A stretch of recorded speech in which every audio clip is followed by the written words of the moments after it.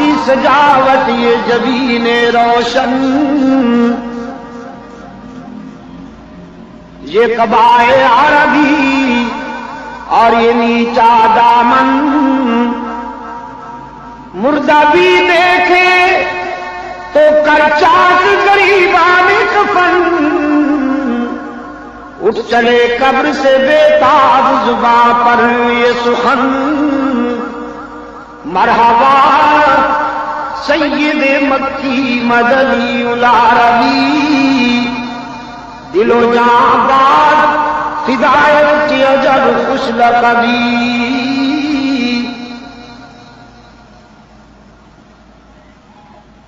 سرکار دو عالم صلی اللہ علیہ وسلم کے یہ لڑکپن کی دمکتی ہوئی ادا ہے جسے اہل نظر دیکھ کر پہچان جاتے ہیں اور جان جاتے ہیں۔ اب ایک جوانی کی پاکیزہ ادا، مکہ کے ایک بہت بڑے گھرانے میں شادی ہونے والی تھی، رقص و سرود کا اہتمام کیا گیا تھا، نامور گانے اور ناچنے والے بلائے گئے تھے۔ ہم عمر نوجوان رحمت عالم صلی اللہ علیہ وسلم کی گرد جمع ہوتے ہیں اور کہتے ہیں ہم بھی جائیں گے گانے بجانے کے محفل میں، آپ کو بھی لے جائیں گے۔ رحمت عالم صلی اللہ علیہ وسلم نے فرمایا جہاں گانا بجانا ہو وہاں محمد نہیں جا سکتا صلی اللہ علیہ وسلم، جہاں گانا بجانا ہو وہاں نہ محمد جا سکتا ہے نہ محمد کی شریعت آ سکتی ہے۔ برتن میں دونوں چیزیں تو نہیں نہ ہو سکتی، یا پاکی ہوگی یا ناپاکی ہوگی۔ سرکار دو عالم صلی اللہ علیہ وسلم نے فرمایا اس محفل میں کیسے جاؤں جہاں گانا بجانا ہو؟ ہم عمر اصرار کرتے ہیں جب ہم جا رہے ہیں تو آپ کیسے نہیں جائیں گے؟ رحمت عالم صلی اللہ علیہ وسلم نے فرمایا بس میرا ذوق برداشت نہیں کرتا، میں قطعاً نہیں جاؤں گا۔ ان کا اصرار بڑھتا ہے، رحمت عالم صلی اللہ علیہ وسلم کا انکار بڑھتا ہے۔ خود فرماتے ہیں اللہ نے مجھ پہ کرم کیا، نیند طاری کر دی۔ وہ اصرار کرتے ہیں، رحمت عالم صلی اللہ علیہ وسلم اونگ رہے ہیں، سمجھا کہ شاید جانے سے بچنے کے لیے نیند کر رہے ہیں۔ ہم عمر نوجوانوں نے فیصلہ کر لیا کہ ہم اٹھا کے لے جائیں گے، یہ اکیلے ہیں، ہم 10-12 ہیں، لیکن رحمت عالم صلی اللہ علیہ وسلم نے فرمایا اللہ نے مجھ پہ کرم کیا، میرا ویٹ اتنا بڑھا دیا، میرا وزن اتنا بڑھا دیا کہ سب زور لگا لگا کر تھک کے بیٹھ گئے، اٹھا کر لے جانا تو کجا مجھے ہلا بھی نہ سکے۔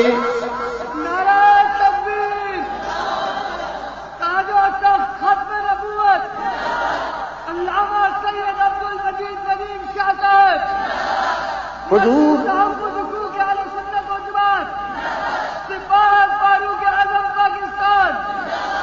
کہیے آپ میرے ساتھ، حضور کا بچپن بھی پاک، حضور کا بچپن بھی پاک، میرے آقا کا لڑکپن بھی پاک، میرے آقا کی جوانی بھی پاک۔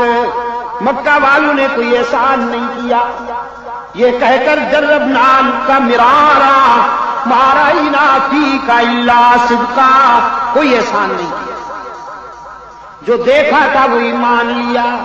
رحمت عالم صلی اللہ علیہ وسلم نے فرمایا تو پھر مجھے صادق مانتے ہو، امین مانتے ہو، جو کہوں اب بھی مانو گے؟ کہنے لگے ضرور مانیں گے، ٹٹولنے کے لیے، پرکھنے کے لیے۔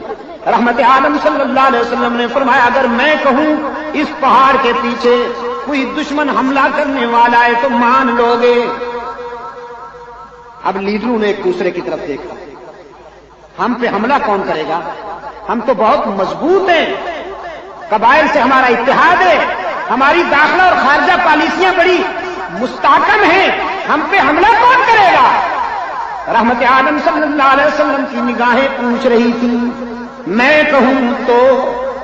مکہ والوں نے ایک ہی آواز سے کہا بظاہر تو بہت مشکل ہے آج ہم پہ کوئی حملہ آور ہو سکے، لیکن اگر آپ کہیں تو ماننا پڑے گا، اس لیے کہ یہ زبان ہی ایسی ہے کہ اس سے کبھی جھوٹ نکلا ہی نہیں صلی اللہ علیہ وسلم۔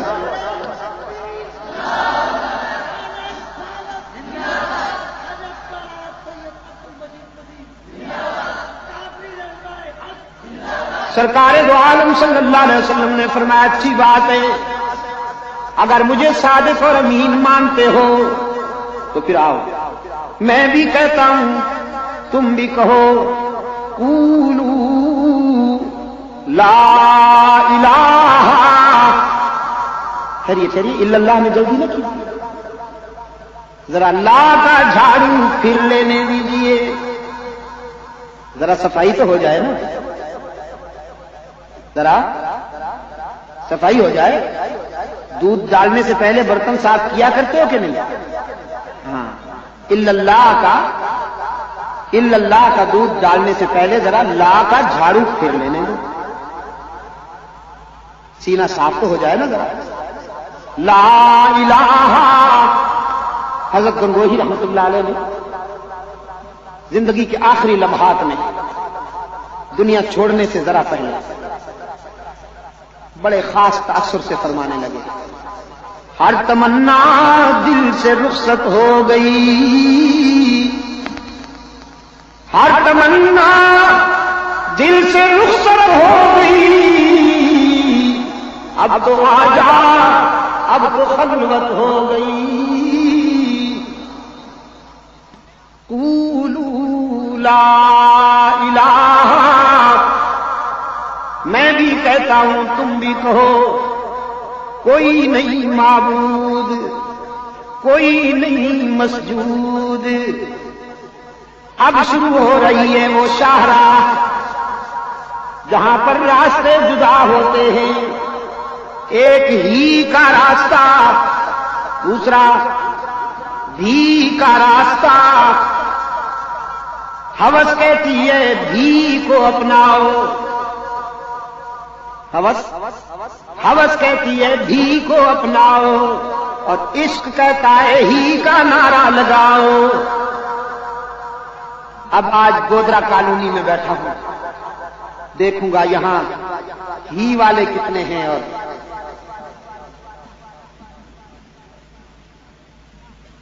قولوا لا الہ، میں بھی کہتا ہوں تم بھی کہو، اللہ کا معبود، اللہ کا معبود صفا کی بلندیوں پہ کھڑا ہوا، قافلہ انسانیت کو امن و سلامتی کا راستہ دکھاتا ہے، اتحاد کا راستہ۔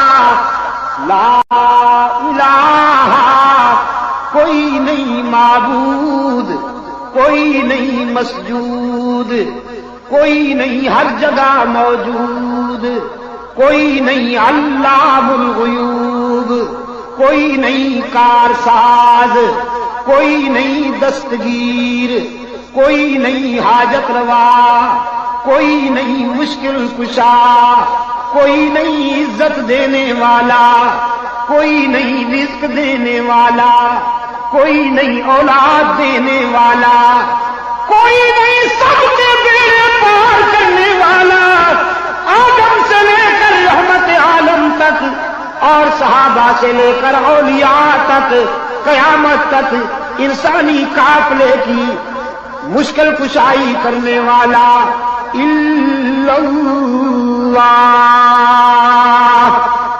مگر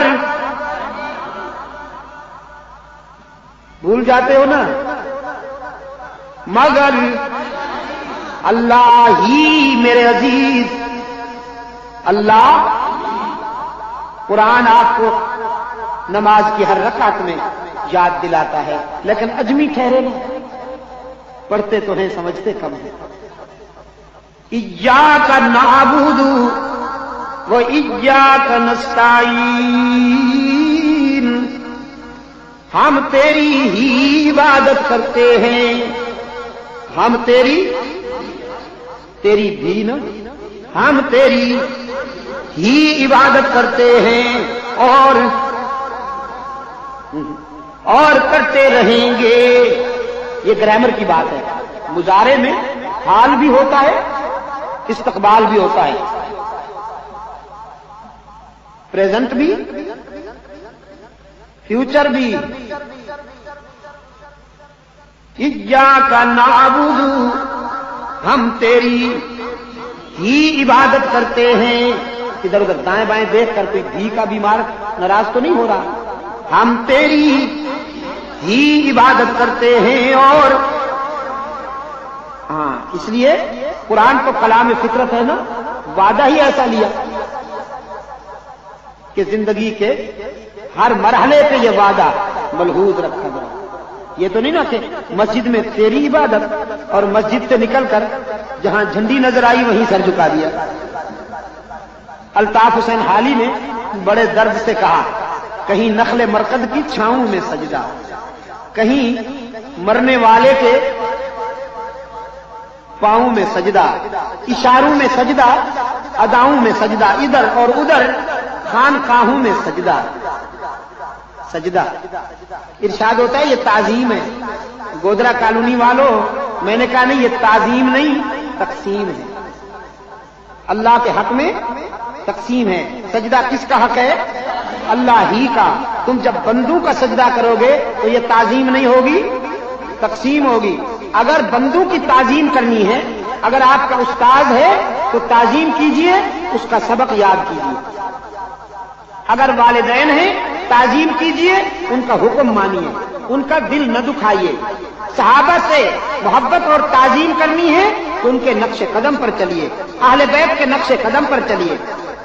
حضور کی تعظیم کرنی ہے تو اطاعت کیجئے، اولیاء کرام کی تعظیم کرنی ہے تو ان کی تعلیمات پر عمل کیجئے۔ سجدہ کس کا حق ہے؟ اکبر الہ آبادی بڑی پتے کی بات کہا، فرمایا ہو جس نے عبادت کا دھوکہ مخلوق کی وہ تعظیم نہ کر، ہو جس نے عبادت کا دھوکہ مخلوق کی وہ تعظیم نہ کر، جو خاص خدا کا حصہ ہے بندوں میں اسے تقسیم نہ کر۔ تو سجدہ کس کا حق ہے؟ نماز پڑھا کرتے ہیں آپ؟ الحمدللہ۔ نماز جنازہ بھی پڑھی ہے کبھی آپ نے؟ یہاں بھی لوگ مرتے ہیں، علاج نہیں کرتے، صحت مند رہنے کی کوشش نہیں کرتے۔ نماز جنازہ پڑھتے ہیں نا، باقی نمازوں میں بھی وضو، نماز جنازہ میں بھی وضو، باقی نمازوں میں بھی کپڑے پاک ہونا ضروری، نماز جنازہ میں بھی کپڑے پاک ہونا ضروری، باقی نمازوں میں بھی روح بقبلہ ہونا ضروری، نماز جنازہ میں بھی روح بقبلہ ہونا ضروری، باقی نمازوں میں بھی اقتدا، نماز جنازہ میں بھی اقتدا، باقی نمازوں میں بھی امامت، نماز جنازہ میں بھی امامت، باقی نمازوں میں بھی تکبیریں، نماز جنازہ میں بھی تکبیریں، باقی نمازوں میں بھی سجدہ، نماز جنازہ میں بھی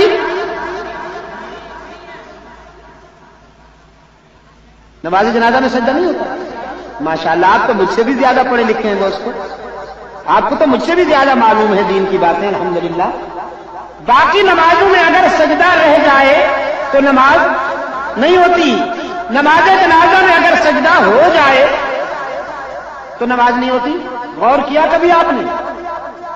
ہے وہ بھی اللہ کی عبادت ہے، یہ بھی اللہ کی عبادت، وہاں سجدہ چھوٹ جائے تو نماز قبول نہیں، یہاں سجدہ ہو جائے تو عبادت قبول نہیں۔ غور کیا کبھی آپ نے؟ فلسفہ یہ ہے دوستو، جب آپ دوسری نمازیں پڑھتے ہیں تو آپ کے سامنے اللہ کے سوا کوئی نہیں ہوگا۔ حکم ہے نمازی کے آگے نہ گزرو کہ اس کا لنک ڈسٹرب ہوگا، اس کے رابطے میں خلل ہوگا، اس کے آگے گزرنا بھی نہیں چاہیے۔ آپ فرائض پڑھ رہے ہوں، واجبات پڑھ رہے ہوں، سنتیں پڑھ رہے ہوں یا مستحبات و نوافل پڑھ رہے ہوں، جب آپ باقی نمازیں پڑھتے ہیں تو آپ کے سامنے اللہ کے سوا کسی کا تصور نہیں ہوتا، لیکن جب آپ نماز جنازہ کے لیے کھڑے ہوتے ہیں تو بیٹے کے آگے باپ کی میت، رعایا کے آگے حاکم کی میت، مرید کے آگے شیخ کی میت، چھوٹے کے آگے بڑے کی میت، اولاد کے آگے والدین کی میت، شاگرد کے آگے استاد کی میت۔ یہاں اللہ نے فرمایا وضو بھی بناؤ، کپڑے بھی پاک پہن کر آؤ، نیت بھی کرو، قبلہ رخ ہو کر کھڑے ہو جاؤ، قیام بھی کرو، تکبیر بھی کہو، ابتدا بھی کرو، امامت بھی کرو، لیکن سجدہ نہیں کرنے دوں گا، اس لیے کہ اگر یہاں تم جھک جاؤ تو تمہارے آگے شیخ کی، استاد کی، باپ کی، حاکم کی میت پڑی ہوگی، سامنے سے کوئی یہودی گزرے، سامنے سے کوئی عیسائی گزرے، سامنے سے کوئی ہندو گزرے، کوئی غیر مسلم گزرے، وہ تمہیں میت کے آگے جھکا ہوا دیکھے تو کہیں خیال کرے کہ مسلمان اللہ کا سجدہ بھی کرتے ہیں،